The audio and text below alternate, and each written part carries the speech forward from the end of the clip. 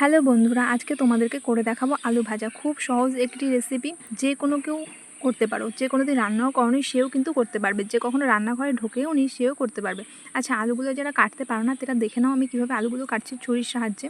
এর ফলে কিন্তু খুবই সরু সরু হবে, তোমাদের হাতও কাটার চান্স থাকবে না। দেখে নাও আমি যেভাবে কাটছি তোমরাও ঠিক সেভাবেই কেটে নেবে। এর ফলে খুবই আলুগুলো ঝিরিঝিরি করে কাটা হবে। আচ্ছা, আরেকটা নতুন ট্রিক্স আমি তোমাদেরকে বলে দিচ্ছি। আলু কাটার পরে কিন্তু একটু লবণ মিশিয়ে যদি তোমরা কিছুক্ষণ রেখে দাও, তাহলে দেখবে আলু থেকে অনেকটা জল ঝরে গেছে। এর ফলে যখন তোমরা ভাজবে না আলুটা, তখন দেখবে যে গায়ে গায়ে লেগে যাচ্ছে না, একদম ছাড়া ছাড়া হবে আর খেতে খুবই ভালো লাগে এই আলু ভাজাটা। তো তেল গরম করে দেখো, প্রথমে কড়াইতে আমি একটা লঙ্কা ফোড়ন দিয়ে দিয়েছি। এরপর আলু ভাজাগুলো সব ধীরে ধীরে দিয়ে দেবো। দেখতে পেয়েছো কী করে দিলাম?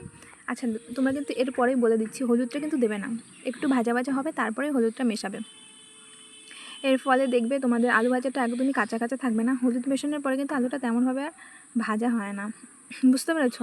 দেখে নাও আলু ভাজাটা কতটা সুন্দর হচ্ছে। আচ্ছা, আমার ভাঙা ঘরের দিকে কিন্তু তোমরা কেউ ধ্যান দিও না, দেখে নাও এভাবে ধীরে ধীরে করে ফেলবে। আর আমাকে কিন্তু অবশ্যই করে দেখিও বা বলো যে কেমন হয়েছে আলু ভাজাটা।